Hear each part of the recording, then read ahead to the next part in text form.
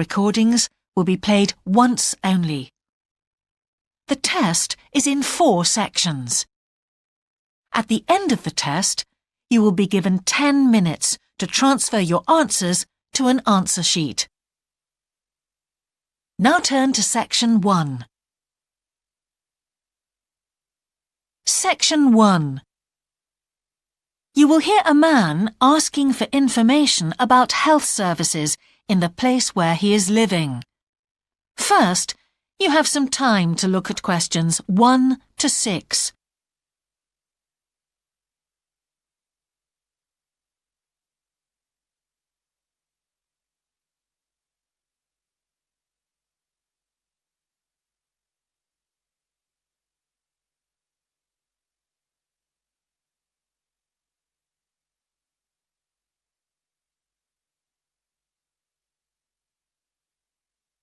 You will see that there is an example that has been done for you.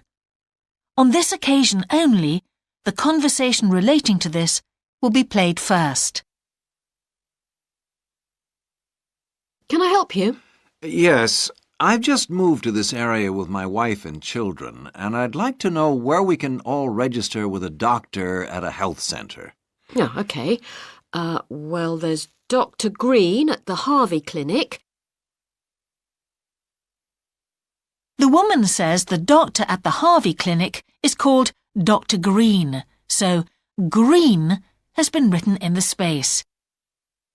Now we shall begin. You should answer the questions as you listen, because you will not hear the recording a second time. Listen carefully and answer questions 1 to 6.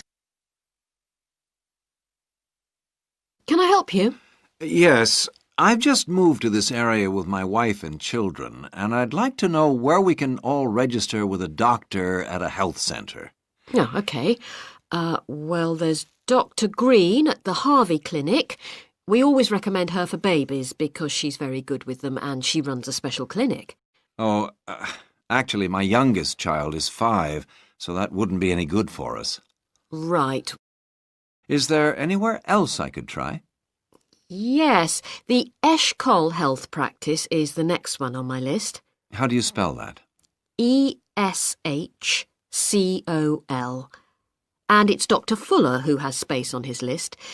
The clinic only opened a year ago, so the facilities are all very modern. That sounds good. And it's particularly good if you're busy during the day because they also do appointments in the evening. They're closed on Saturday, though. The only other place on the list is the health centre on Shore Lane. You can register with Dr. Gormley. That's Gormley. He's new there, but the centre has a very good reputation.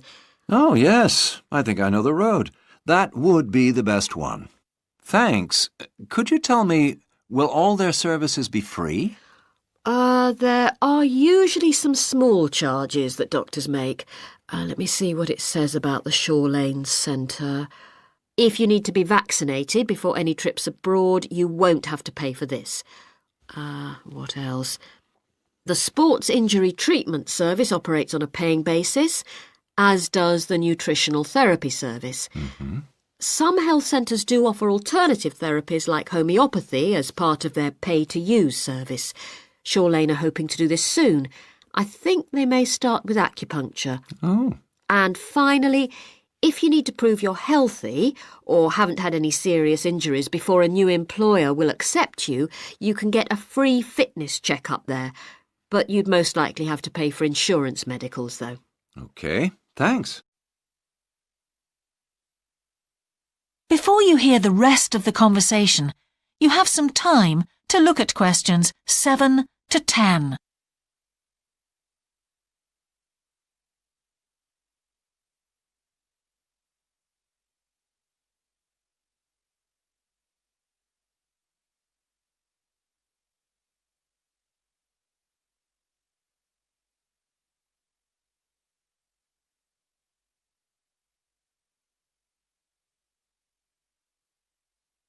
Now listen and answer questions 7 to 10.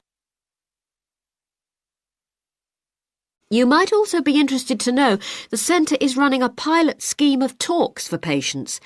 I've got the list here. Actually, they look very interesting. What sort of things?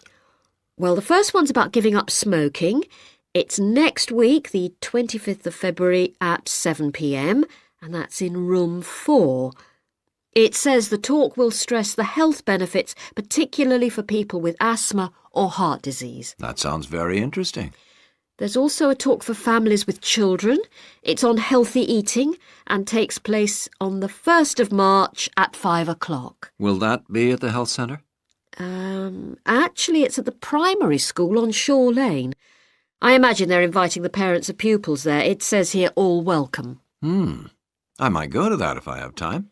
There's a couple of other talks. One giving advice about how to avoid injuries while doing exercise. It's on the 9th of March. Oh, it's a late afternoon talk at 4:30, and it'll be in room 6. It also says the talk is suitable for all ages. And finally, there's a talk called Stress Management, which is on the... That is the end of section 1. You now have half a minute to check your answers.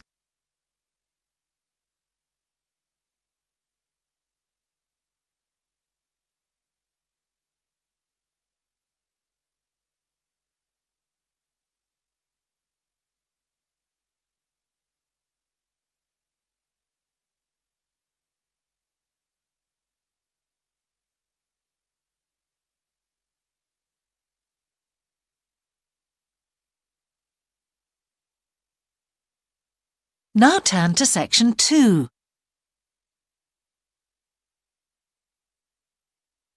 Section 2. You will hear a man who owns a holiday home talking on the phone to a woman who is staying there. First, you have some time to look at questions 11 to 13.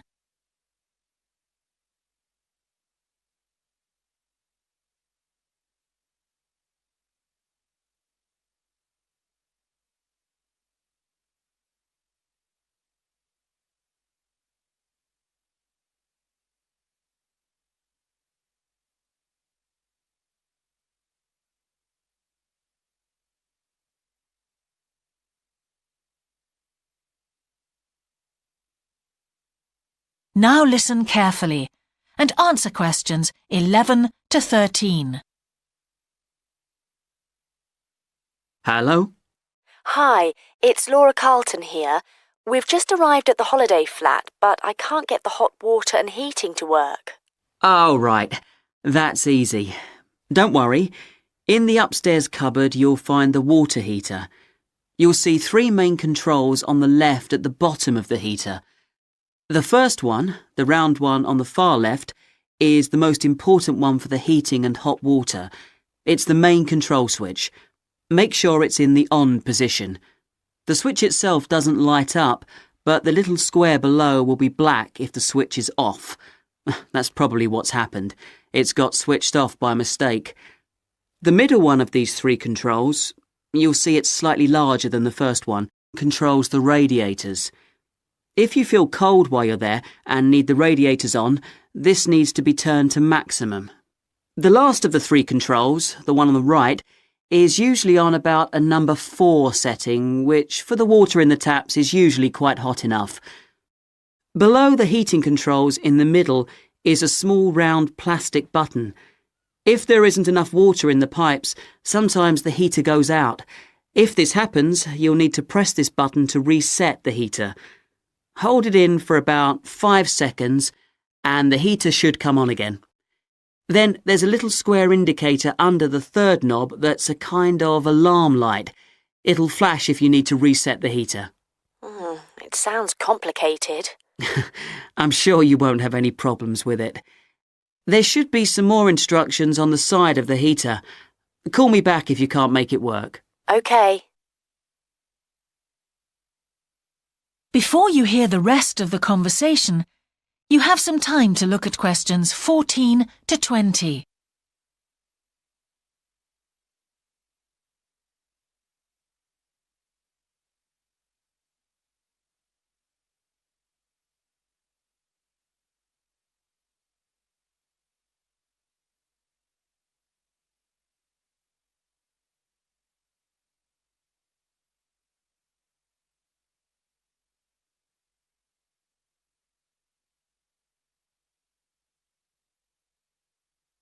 Now listen and answer questions 14 to 20.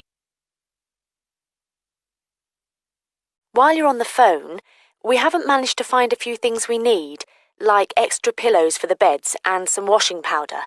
Is there any here? Pillows, yes. If you look in the cupboard, the large white one upstairs, to the left of the bathroom door, there should be 4 or 5 on the top shelf. And if you want to do some washing, there's some powder for that, probably by the back door. There's a kind of shelf there above the sink. In fact, I'm sure there's some there in a large blue box. You need about half a cupful for each wash. Oh, and that reminds me. The spare key to the back door is hanging on a hook on the wall by the sitting room window. Please make sure to put it back when you've used it. The previous guest lost it in the garden and I had to get another one made. And if you have any trouble with the lamps, you'll find some spare bulbs in a large cardboard box. It's on top of the washing machine with all kinds of useful things in it. Oh, and another thing I forgot to mention when we last spoke. Yes? I've left you a local map so you'll be able to find your way around easily. It shows the whole area. I put it in the top drawer of the chest under the TV in your bedroom.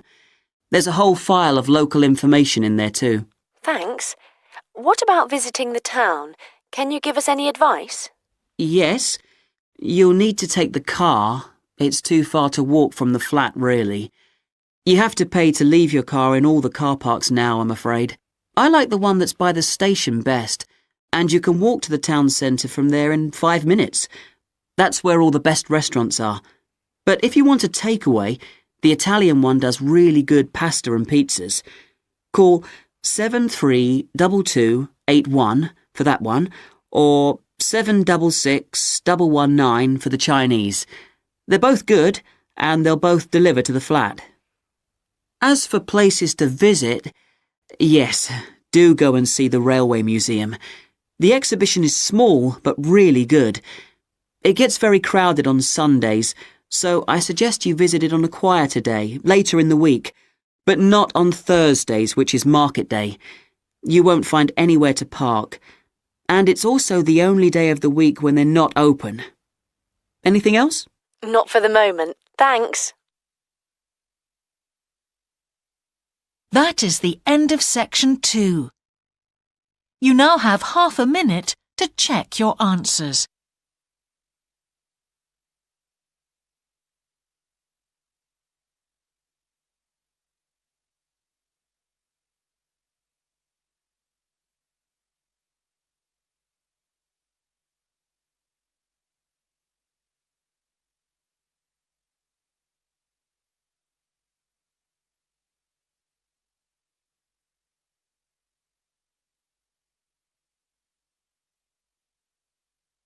Now turn to section 3.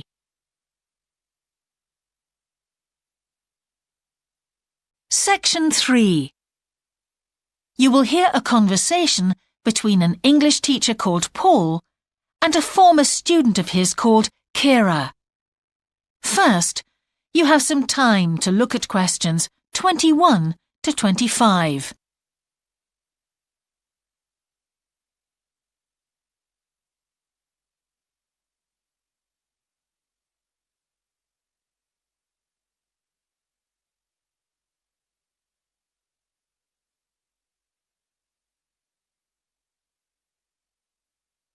Now listen carefully and answer questions 21 to 25. Hello, Kira. How are you? Fine, thanks, Paul. How are you? Well, thanks. It's good to see you. It must be 12 months since you did our course. That's right. It's nice to come back and say hello. What course did you enroll in? Actually, I went straight into third-year pharmacy. They credited me with 2 years, which probably made it more difficult for me. On the other hand, you were lucky to be granted credits. Is that why you chose the course? Yes, and as I'd already finished a course in it in my country, I thought it would be easier if I studied something I already knew. I didn't realize you went into third year. I thought you started in first year. No wonder it was so hard. And what do you think is one of the big differences between studying at a university here and studying in your country? Well, I found it very difficult to write assignments because I wasn't familiar with that aspect of the system here. The main problem is that the lectures expect you to be critical. That made me feel really terrible. I thought, how can I possibly do it? How can I comment on someone else's research when they probably spent 5 years doing it? I think a lot of people who come from overseas countries have similar problems. But after a while, it became easier for me. People expect you to have problems with the process of reading and writing, but in fact, it is more a question of altering your viewpoint towards academic study. How was the content of the lectures? Was it easy for you? I didn't really have many problems understanding lectures. The content was very similar to what I'd studied before. And what about the lecturers themselves? Are they essentially the same as lecturers in your country? Well, actually, no. Here they're much easier to approach. After every lecture, you can go and ask them something you didn't understand, or you can make an appointment and talk to them about anything in the course. Maybe you found them different because you're a more mature student now, whereas when you were studying in your country, you were younger and not so assertive. No, I don't think that's the difference. Most of the students here do it. In my faculty, they all seem to make appointments, usually to talk about something in the course that's worrying them, but sometimes just about something that might really interest them, something they might want to specialize in. The lecturers must set aside certain times every week when they're available for students. That's good to hear.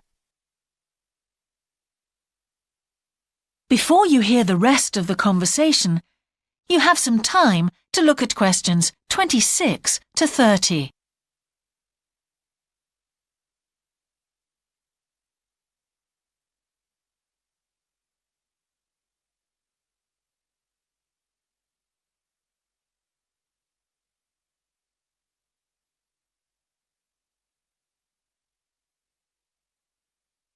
Now listen and answer questions 26 to 30.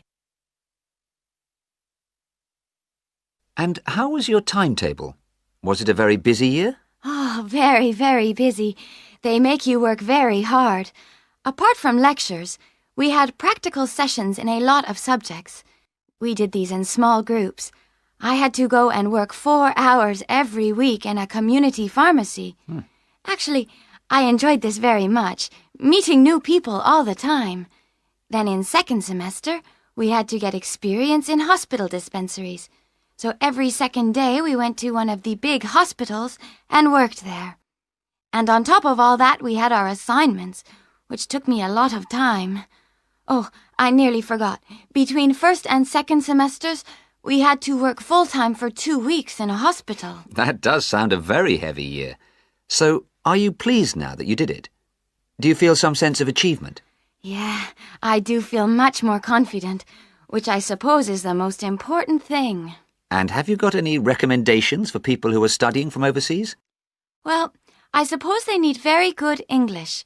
It would be much better if they spent more time learning English before they enter the university, because you can be in big trouble if you don't understand what people are saying and you haven't got time to translate. Anything else? Well, as I said before, the biggest problem for me was lack of familiarity with the education system here. It sounds as if it was a real challenge. Congratulations, Kira. Thanks, Paul. That is the end of section 3. You now have half a minute to check your answers.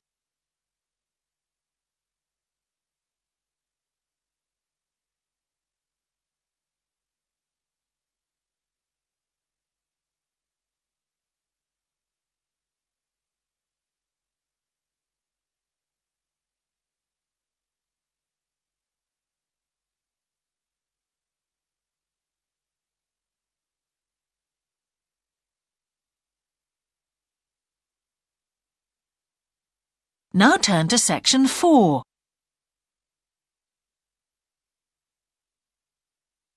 Section 4. You will hear a talk about a project on the wildlife found in city gardens in Britain. First, you have some time to look at questions 31 to 40.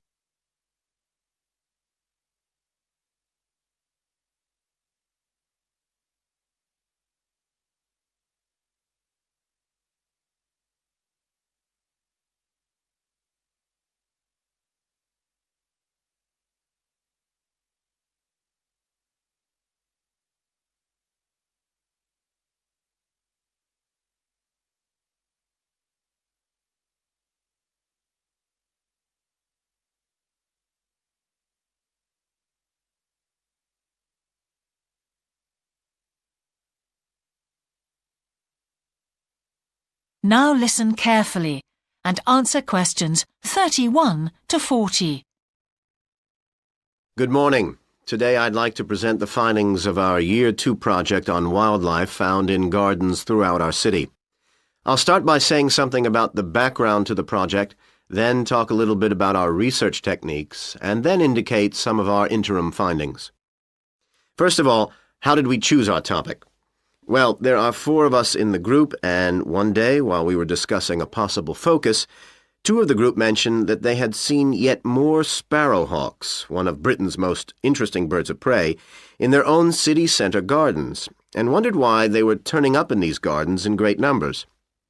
We were all very engaged by the idea of why wild animals would choose to inhabit a city garden.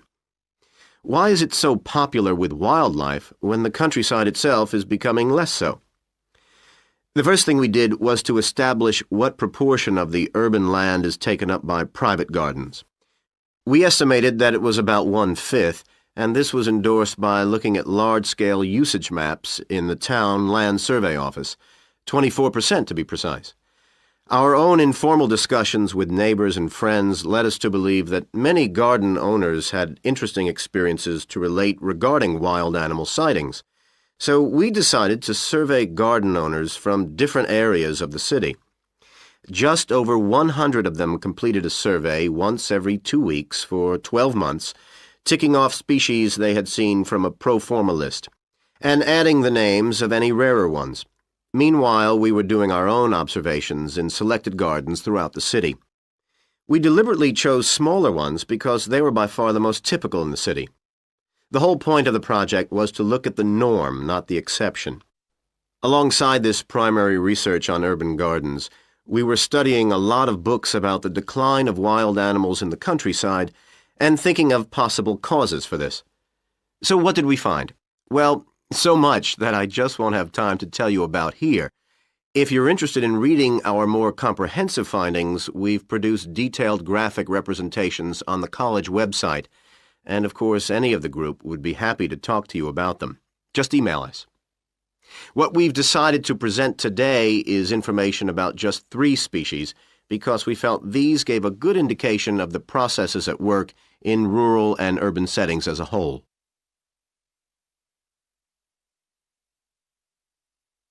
The first species to generate a lot of interesting information was frogs, and there was a clear pattern here. They proliferate where there is suitable water. Garden ponds are on the increase, rural ponds are disappearing, leading to massive migration to the towns. Hedgehogs are also finding it easier to live in urban areas, this time because their predators are not finding it quite so attractive to leave their rural environment, so hedgehogs have a better survival rate in cities. We had lots of sightings, so all in all we had no difficulties with our efforts to count their numbers precisely. Our final species is the finest of bird singers, the song thrush. On the decline in the countryside, they are experiencing a resurgence in urban gardens because these days gardeners are buying lots of different plants, which means there's an extensive range of seeds around, which is what they feed on. Another factor is the provision of nesting places, which is actually better in gardens than the countryside. Hard to believe it, but it's true. Incidentally, we discovered that a massive new survey on song thrushes is about to be launched, so you should keep an eye open for that. Now, I'd be happy to answer any questions you may have. That is the end of section 4. You now have half a minute to check your answers.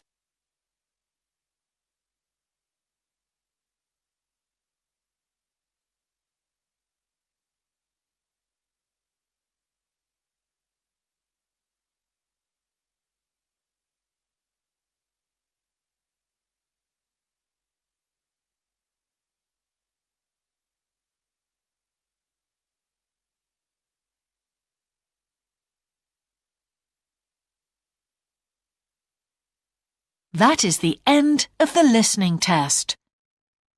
In the IELTS test, you would now have 10 minutes to transfer your answers to the answer sheet.